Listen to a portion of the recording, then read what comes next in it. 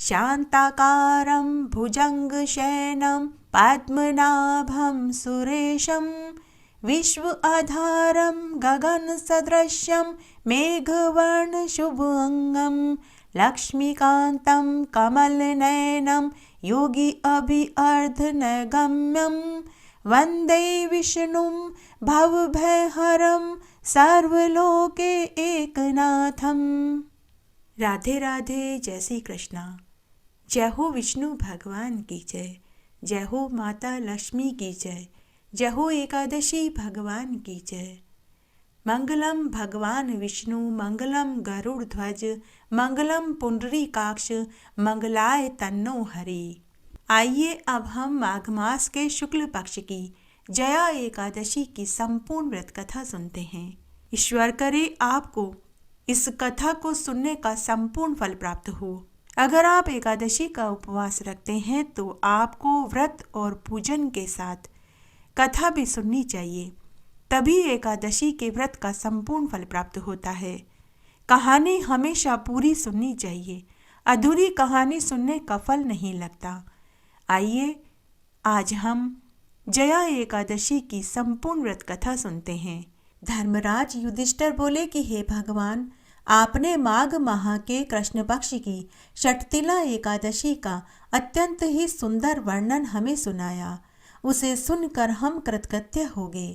अब कृपया करके माघ माह के शुक्ल पक्ष की एकादशी की कथा का वर्णन भी सुनाइए।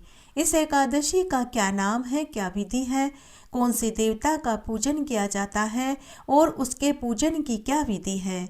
तब भगवान कृष्ण बोले कि हे राजन, माघ माह के शुक्ल पक्ष की एकादशी का नाम जया एकादशी है।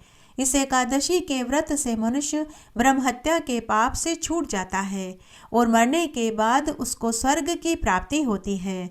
इस व्रत को करने से मनुष्य कुयोनि अर्थात भूत प्रेत पिशाच आदि की योनि से छूट जाता है।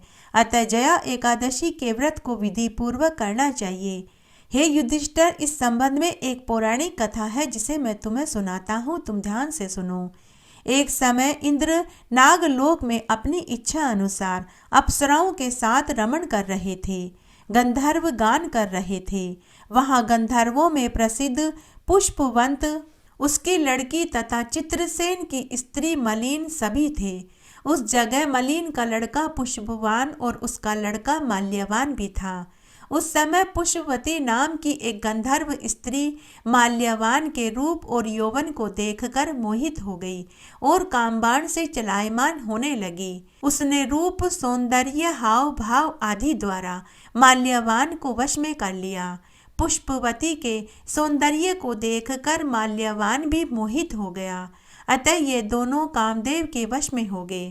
परंतु इंद्र के बुलाने पर नाचगान के लिए उन्हें इंद्रलोक जाना पड़ा और अप्सराओं के साथ नाचगान और नृत्य शुरू कर दिया।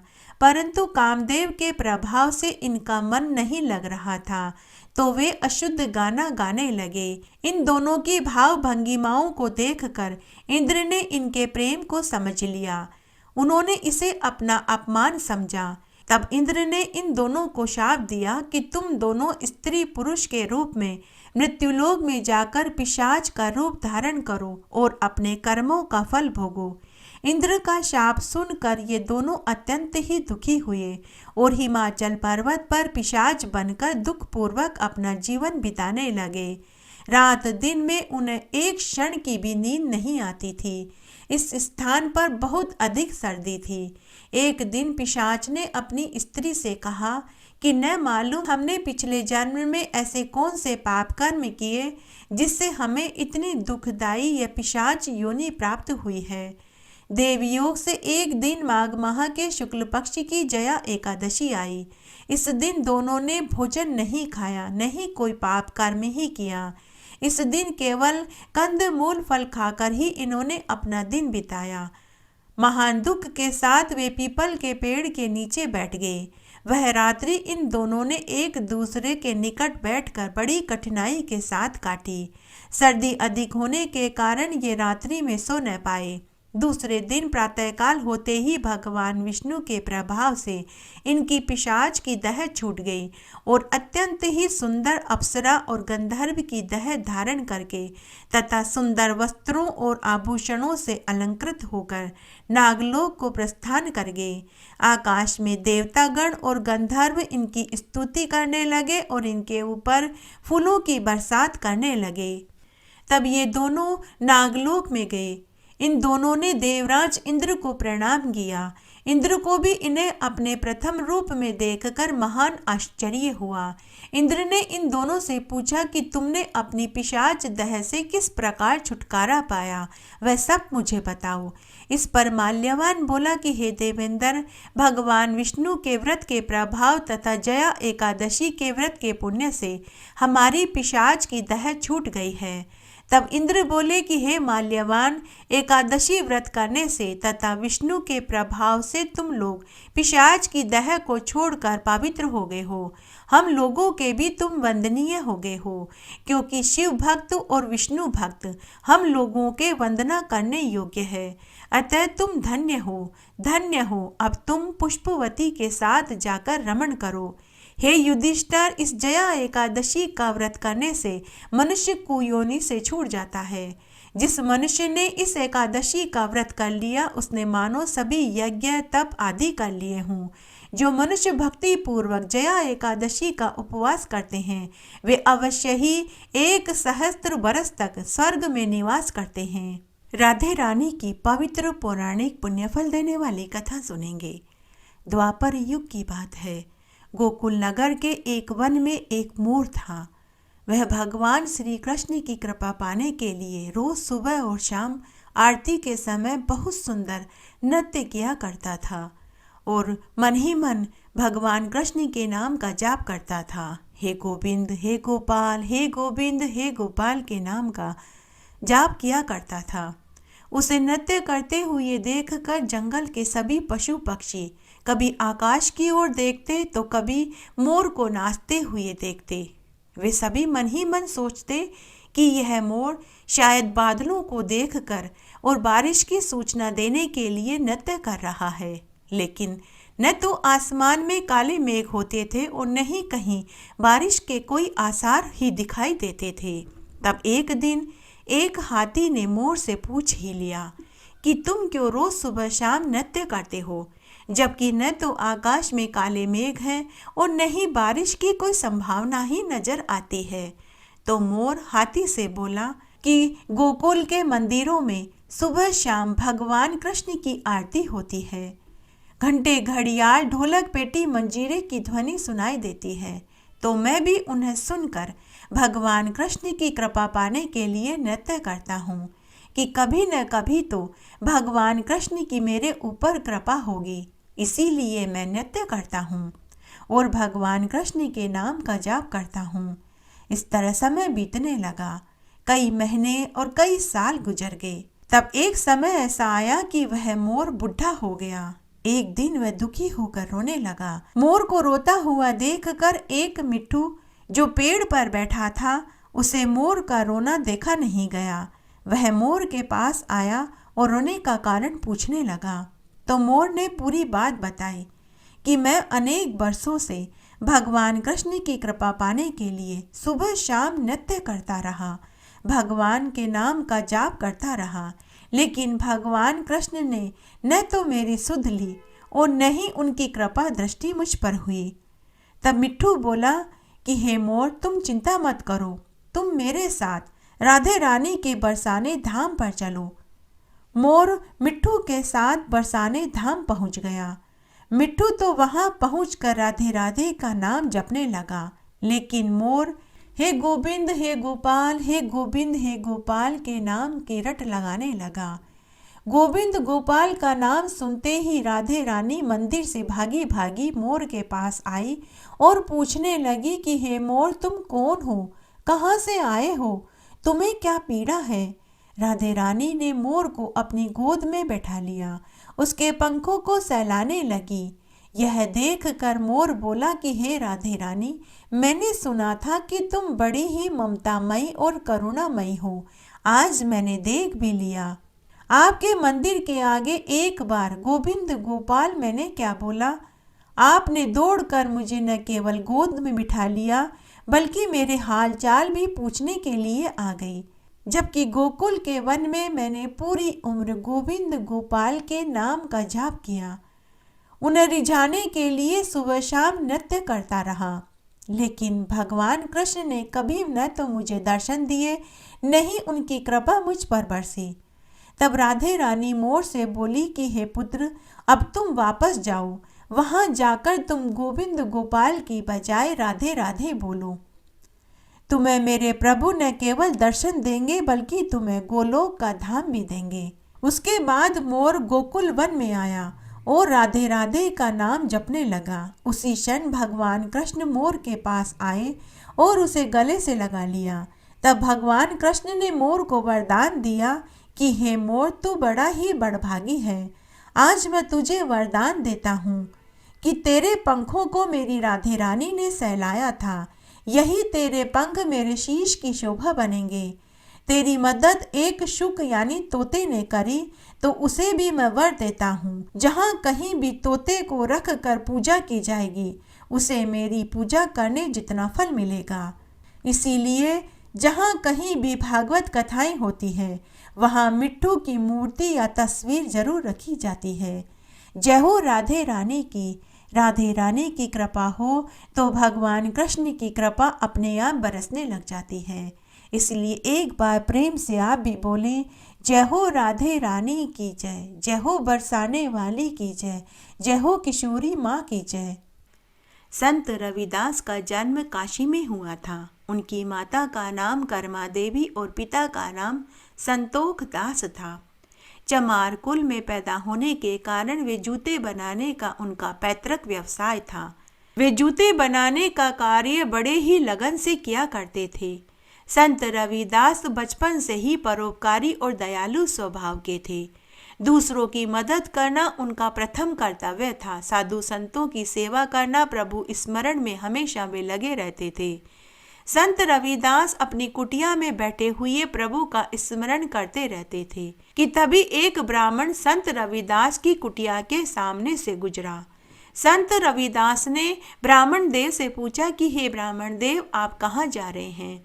ब्राह्मण ने संत रविदास से कहा कि मैं गंगा स्नान करने जा रहा हूँ। तब संत रविदास ने कहा कि अगर आप गंगा स्नान करने जा रहे हैं तो यह एक मुद्रा मेरी तरफ से गंगा मैया को भेंट कर देना। ब्राह्मण ने रविदास से 1 रुपया ले लिया। ब्राह्मण गंगा स्नान करने पहुंच गया। गंगा स्नान करने के बाद उसने पूजा स्तुति करी। तभी ब्राह्मण को याद आया कि संत रविदास ने भी गंगा मैया को 1 रुपया देने की कही थी।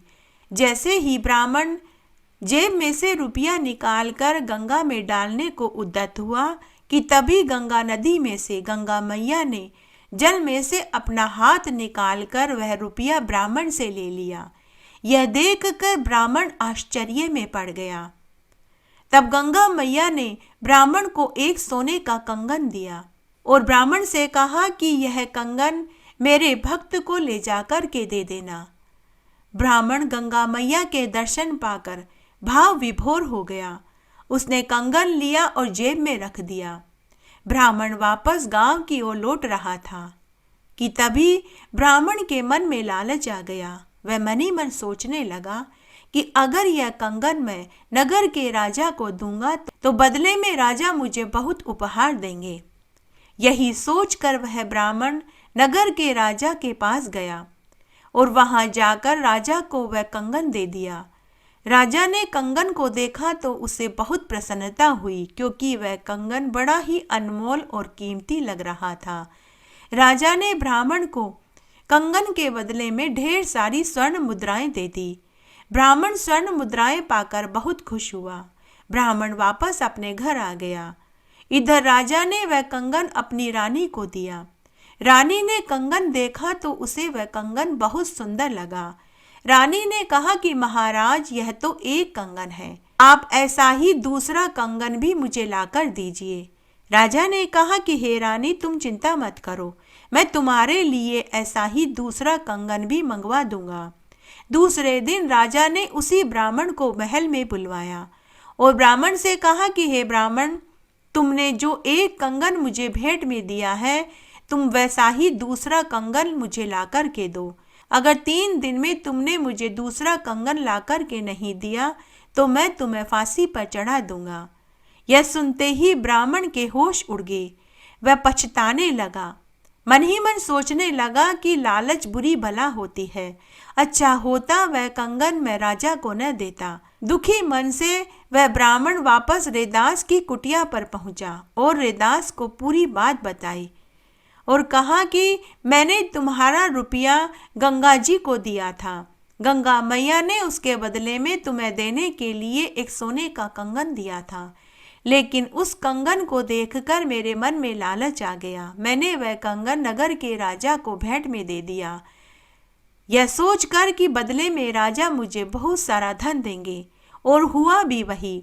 लेकिन आज राजा ने मुझसे वैसा ही दूसरा कंगन मांगा है और कहा है कि अगर मैंने ऐसा ही दूसरा कंगन 3 दिन में नहीं दिया तो राजा मुझे फांसी पर चढ़ा देंगे। हे रैदास जी, अब आप ही मुझे बचा सकते हैं। तब रैदास ने ब्राह्मण से कहा कि हे ब्राह्मण देव, तुमने मुझे बताए बगैर वह कंगन राजा को भेंट में दे दिया, इसका मुझे कोई पछतावा नहीं। यदि वह सोने का कंगन तुम भी रख लेते तो भी मैं नाराज नहीं होता। रही दूसरे कंगन की बात, तो मैं गंगा मैया से प्रार्थना करता हूँ। तब रैदास जी गंगा मैया से प्रार्थना करने लगे कि हे गंगा मैया, इस ब्राह्मण का मान सम्मान अब आपके ही हाथ में है, इसकी लाज रखना अब आपके ही हाथ में है। ऐसा कहकर रैदास जी ने अपनी काठ की कठौती उठाई जिसमें वह चमड़ा गलाते थे, उसमें उसने जल भरा और गंगा मैया का आह्वान करने लगा। तभी उस काठ की कठौती में गंगा मैया प्रकट हो गई और रैदास के आग्रह पर वैसा ही दूसरा कंगन रैदास को दे दिया। रैदास ने वह कंगन ब्राह्मण को दे दिया। ब्राह्मण कंगन पाकर खुश हुआ। उसने ले जाकर वह कंगन राजा को दे दिया। रैदास जी ने अपने इस बड़प्पन का जरा भी एहसास ब्राह्मण को नहीं होने दिया। ऐसे महान संत थे रविदास जी। एक अन्य प्रसंग के अनुसार एक बार उनके पड़ोस के लोग गंगा जी में स्नान करने जा रहे थे। तब उन लोगों ने रविदास से कहा कि तुम भी हमारे साथ गंगा स्नान करने चलो। तब संत रविदास ने अपने पड़ोसियों से कहा कि मैं गंगा स्नान करने अवश्य चलता, किंतु मुझे एक व्यक्ति को आज के आज ही जूते बनाकर देना है। मैंने उसे वचन दे दिया है। यदि मैं उसे आज जूते नहीं दे पाया तो मेरा वचन टूट जाएगा। ऐसे में गंगा स्नान के लिए जाने पर मन यहाँ लगा रहेगा तो पुण्य कैसे प्राप्त होगा। मन जो काम करने के लिए अंतःकरण से तैयार हो वही काम करना चाहिए। अगर मन सच्चा है तो इसी कठौती के जल में ही गंगा स्नान का पुण्य मिल जाएगा। तब उन लोगों ने संत रविदास का मजाक उड़ाया कि तुम कैसी बातें करते हो, क्या तुम्हारी इस कठौती में माँ गंगा आ जाएगी। तो संत रविदास ने पूर्ण विश्वास के साथ अपने पड़ोसियों से कहा कि मन चंगा तो कठौती में गंगा। लोगों ने उसी समय उससे कहा कि अगर ऐसा है तो तुम अपनी इस कठौती में गंगा मैया को लाकर दिखाओ। संत रविदास ने हाथ जोड़कर माँ गंगा से प्रार्थना करी कि हे माँ गंगा, अगर मैं सच्चा हूँ, पूरे हृदय से मैं आपकी पूजा करता हूँ, तो आप इस कठौती में आकर मेरा मान बढ़ाइए। उसी समय माँ गंगा कल कल करती हुई संत रविदास के उस कठौती में आ गई। लोगों ने देखा तो सभी आश्चर्य में पड़ गए। तभी से यह कहावत सिद्ध हो गई कि मन चंगा तो कठौती में गंगा। अब कैसे छूटे राम नाम रट लागी, प्रभु जी तुम चंदन हम पानी, जाकी अंग अंग बास समानी, प्रभु जी तुम घन बन हम मोर, जैसे चितवन चंद चकोर, प्रभु जी तुम दीपक हम बाती, जाके ज्योति बड़े दिन राती, प्रभु जी तुम मोती हम धागा, जैसे सोन है मिलन सुहागा, प्रभु जी तुम स्वामी हम दासा, ऐसे भक्ति करे रे दासा। जय हो संत रविदास की, जिनकी भक्ति के आगे माता गंगा को भी झुकना पड़ा। एकादशी व्रत में एकादशी कथा के साथ में तुलसी जी की कहानी जरूर सुननी चाहिए। इससे घर परिवार पर माता तुलसी का आशीर्वाद हमेशा बना रहता है। एक गांव में ननद भाभी रहती थी। ननद धार्मिक विचारों की थी। वह कुंवारी थी। रोज सुबह ब्रह्म मुहूर्त में उठती, नहा धोकर तुलसी जी सींचती थी और संध्या के समय दिया बत्ती करती थी। रोज 5 परिक्रमा लगाया करती थी। ननद को तुलसी माँ से बहुत लगाव था। भाभी को ननद फूटी आंख नहीं सुहाती थी। भाभी जब ननद को तुलसी जी की पूजा पाठ करते देखती तो हमेशा जली कटी सुनाती रहती थी कि क्या रोज रोज तुलसी जी को सींचती है, दिया बत्ती करती है। क्या ससुराल में ये सब चीजें काम आने वाली हैं? घर का चूल्हा चौका क्यों नहीं करती हो? आगे तो यही चीजें काम आएगी। और फिर भाभी गुस्से में ननद से कहती कि जब तेरी शादी होगी तो मैं बारात में तुलसी ही खाने को दूंगी और तुलसी ही दहेज में दे दूंगी। ननद सब बातें सुनकर चुप रह जाती, कुछ नहीं बोलती थी। बड़ी ही धैर्यशील वाली थी। जब ननद विवाह लायक हुई और शादी का दिन आया तो भाभी ने बारातियों के सामने तुलसी का गमला तोड़कर फेंक दिया। तुलसी माता की कृपा से वह गमला फूलों के हार में बदल गया। फिर भाभी ने जलन के मारे खाने के सभी सामानों में तुलसी की पत्तियां डाल दी तो सभी खाने की चीजें स्वादिष्ट व्यंजनों में बदल गई। फिर भाभी ने अपनी ननद को गहनों की जगह तुलसी की मंजरी पहना दी, लेकिन तुलसी माँ की कृपा से वह तुलसी की मंजरी सोने के आभूषण में बदल गई। भाभी ने अपनी ननद को फटी पुरानी साड़ियां रख दी और उनके ऊपर तुलसी का जनेऊ रख दिया तो वे फटी पुरानी साड़ियां सुंदर जरी की और रेशमी साड़ियों में बदल गई। जब ननद ससुराल में पहुंची तो सभी ससुराल वालों ने दहेज देखकर बहुत बड़ाई करी। जब भाभी को इन सब बातों का पता चला तो उसे बड़ा आश्चर्य हुआ। उसे तुलसी की महिमा समझ में आ चुकी थी। भाभी के एक लड़की थी तो भाभी ने खुद की लड़की से कहा कि बेटी तू भी तुलसी जी की पूजा किया कर। देख तेरी बुआ तुलसी जी की पूजा करती थी तो उसके खूब ठाट बाट हो गए। तुझे भी तेरी बुआ की तरह फल मिलेगा। लेकिन भाभी की लड़की पूरी श्रद्धा भाव से तुलसी जी की पूजा नहीं करती थी। वह मात्र केवल दिखावा करती थी। जब भाभी की लड़की का विवाह का समय आया तो उसने सोचा कि जैसा बर्ताव मैंने अपनी ननद के साथ विवाह में किया था, अगर वैसा ही बर्ताव मैं अपनी लड़की के साथ करूं तो शायद तुलसी माँ मेरी बेटी को भी वो सब कुछ दे जो मेरी ननद को दिया था। तब भाभी ने अपनी लड़की की बारात के सामने तुलसी का गमला फोड़ दिया, परंतु इस बार तुलसी का गमला फूलों के हार में नहीं बदला, वह मिट्टी के ढेर में ही पड़ा रहा। फिर उसने खाने के सामान में तुलसी डाली, लेकिन सभी व्यंजन कड़वे और बेसुहादले हो गए। सभी बारातियों ने जैसे ही खाना खाया सभी ने थू थू करके थूक दिया। फिर उसने अपनी बेटी को तुलसी मंजरी पहनाई, लेकिन वह भी सोने के आभूषण में नहीं बदली। फिर उसने सभी साड़ियों पर तुलसी का जनेऊ रखा, लेकिन वे भी जरी की और रेशमी वस्त्रों में नहीं बदले। जब भाभी की लड़की ससुराल पहुंची तो सभी बारातियों ने और ससुराल वालों ने लड़की की बहुत बुराई की। भाभी की लड़की को ससुराल में बहुत दुख मिला। भाभी अपनी ननद को कभी मायके नहीं बुलाती थी। तब एक दिन भाई ने विचार किया कि बहुत दिन हो गए हैं, बहन से मिलकर आऊं।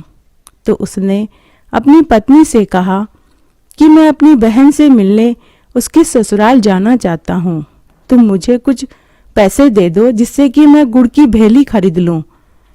लेकिन भाभी ने बहुत जली कटी सुनाई और एक थैले में ज्वार भरकर दे दिया। पति कुछ नहीं बोला। वह चुपचाप ज्वार का थैला लेकर अपनी बहन के ससुराल की ओर चल पड़ा।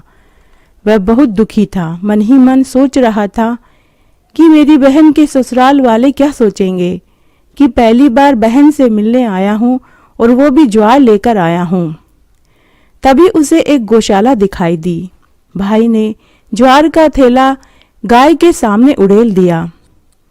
वहां खड़ा गाय का हाली बोला, अरे भाई, गाय चारा खाती है, सोने चांदी और सच्चे मोती थोड़े ही खाती है। आप गाय को ये क्या डाल रहे हो? भाई को अपनी आंखों पर विश्वास नहीं हुआ। उसने झट से सारे सोने चांदी और सच्चे मोती थैले में भर लिए और प्रसन्नतापूर्वक अपनी बहन के ससुराल बहन से मिलने पहुंचा। बहन भाई से मिलकर बहुत खुश हुई। भाई ने अपनी बहन को उपहार में सोने चांदी और सच्चे मोती दिए। तो हे तुलसी माता, जैसे आप उस बहन के ऊपर टूटे वैसे सबके ऊपर टूटना, कहने वाले को, सुनने वाले को और हुक्कारा भरने वाले को सबकी मनोकामना पूरी करना। भजो नारायण भजो गोपाल, भजो नारायण भजो गोपाल, भजो नारायण भजो गोपाल, भजो नारायण भजो गोपाल, भजो नारायण भजो गोपाल। सावण महीना तुलसा बायाच बीज, सावण महीना तुलसा बायाच बीज, भादव महीना तुलसा होया दोए पान, भादव महीना तुलसा होया दोए पान। आसोज महीना तुलसा घेर घुमेर, आसोज महीना तुलसा घेर घुमेर, कार्तिक महीना तुलसा हो रया ब्याव, कार्तिक महीना तुलसा हो रया ब्याव। भजो नारायण भजो गोपाल, भजो नारायण भजो गोपाल। हंस हंस राधा रानी पूछय बात, हंस हंस राधा रानी पूछय बात। प्रभु जी ते हाथा हल्दी कहाँ लगवाया राज, प्रभु जी ते हाथा हल्दी कहाँ लगवाया राज। मैं तो गया था राधा पंसारी के पास, मैं तो गया था राधा पंसारी के पास।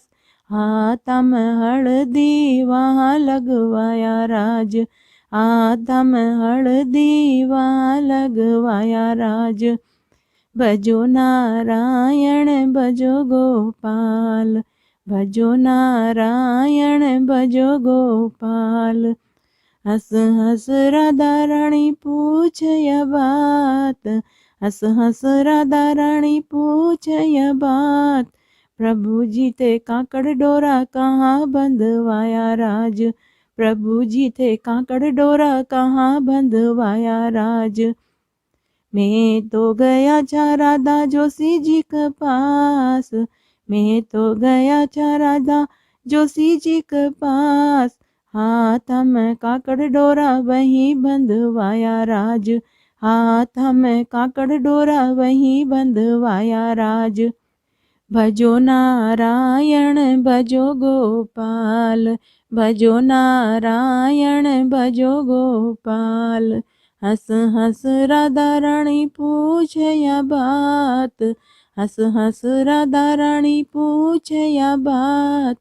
प्रभु जी ते सेवरा किलगी कहाँ बंधवाया राज, प्रभु जी ते सेवरा किलगी कहाँ बंधवाया राज।